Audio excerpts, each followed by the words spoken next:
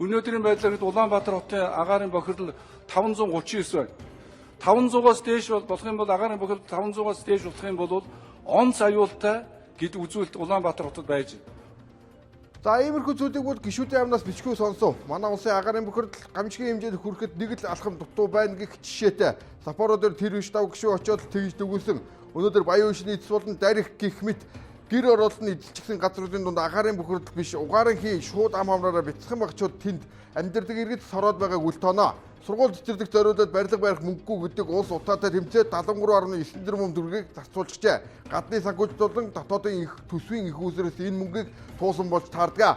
Утааны эсрэг угтаа бол бид бодиттой тэмцлийг хийж чадаагүй нь бодит үнэн бол өнөөдрийн байгаа байдлаа. Хотын хэдэн зуун мянган яндангаас гадна 400 орчим мянган тээврийн хэрэгслийг ялгаруулж байгаа угаар бидний уушг зүрхэнд ихээхэн хувь нэмэр оруулнаа. Эрхэм дарга нарт одоо итгэж хэрэг алга бүтээн байгуулалт нь бүтэн 20 жилийн дараа биелээ болж байгаа юм чин эд ичихгүй цагаандаа гарч идэж угаад чанахгүй бололтой гэж олон нийт шөмжлөх. Эрүүл мэндээр харин энэ цаг үед иргэд л хохирсоор байна. Одоо байгаа угаарын хий чинь 20 дахин их болчихсон гэдгийг хэлэх хэрэгтэй. Тэр хугацаанд бид 80 тэрбум төгрөгийг утаатай хамт замхруулжээ.